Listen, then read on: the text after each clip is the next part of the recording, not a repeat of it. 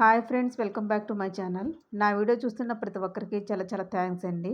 నేను ఈ వీడియోలో వచ్చేసి పుదీనా పచ్చడి అయితే చూపిస్తానండి. వేడన్నంలోకి కొంచెం అంత నెయ్యి వేసుకొని తింటే చాలా అంటే చాలా బాగుంటుందండి. మీరు కూడా ట్రై చేయండి. వీడియో చూశాక స్టవ్ వెలిగించి కళాయి పెట్టాను.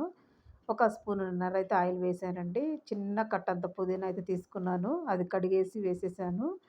కొంచెం ఒక స్పూన్ అంత కొత్తిమీర కూడా వేసానండి. ఫ్లేవర్ బాగుంటుంది ఇలా వేసుకుంటే. మీరు కూడా ట్రై చేయండి. అది బాగా వేగిన తర్వాత తీసి పక్కన పెట్టేసాను.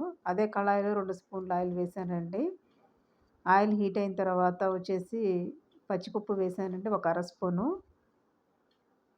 అలాగే మినపగుండు కూడా ఒక అర స్పూన్ వేసాను.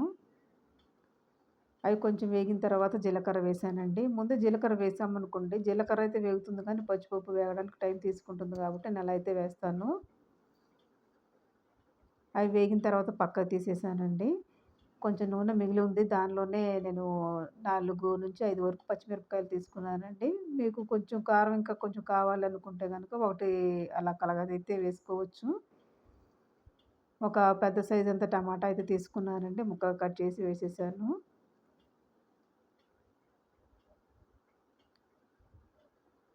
ఇది ఒక 5-6 మినిట్స్ అట్లా ఫ్రై అయితే సరిపోతుందండి. బాగా మరీ ఫ్రై అవ్వాల్సిన అయితే అవసరం లేదు.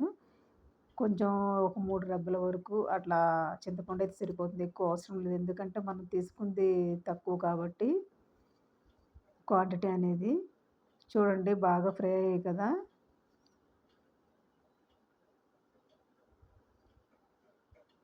కొంచెం చల్లారనివ్వాలంటే ఇట్లా ఫ్రై అయిన తర్వాత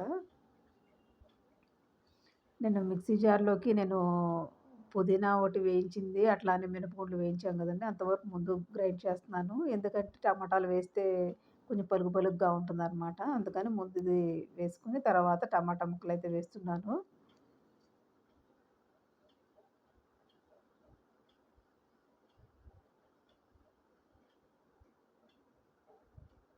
చూడండి ఇక్కడ చూపిస్తున్నాను కదా!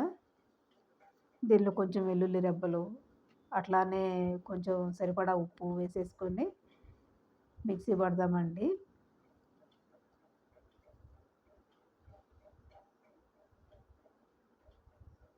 కొంచెం మిక్సీ పట్టిన తర్వాత నేను కొంచెం నువ్వులు గూడా తీసుకొని ఒక స్పూన్ అంతా వేయించేసి యాడ్ చేద్దామని వేయించుతున్నానండి.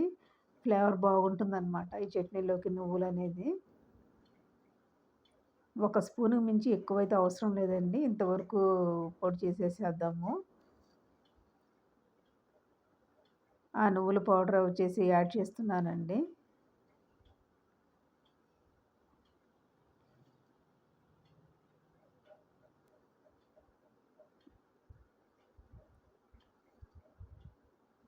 ఇట్లా బాగా నీట్‌గా కలిపేసుకొని ఒక్కసారి కోర్స్‌గా గ్రైండ్ చేసేసుకుంటే సరిపోతుందండి.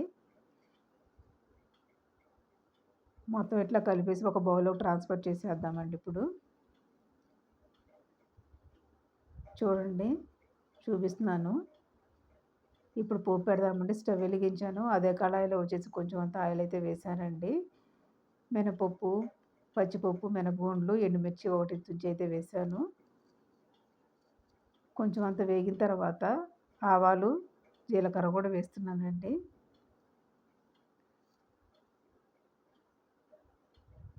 ఆ పోపు అనేది ట్రాన్స్‌ఫర్ చేశాను. చూడండి ఎంత బాగుందో. నా వీడియో గనుక నచ్చితే తప్పకుండా లైక్ చేయండి. అలాగే షేర్ చేయండి. సబ్స్క్రైబ్ చేసుకోవడం మాత్రం మర్చిపోవద్దు ఫ్రెండ్స్.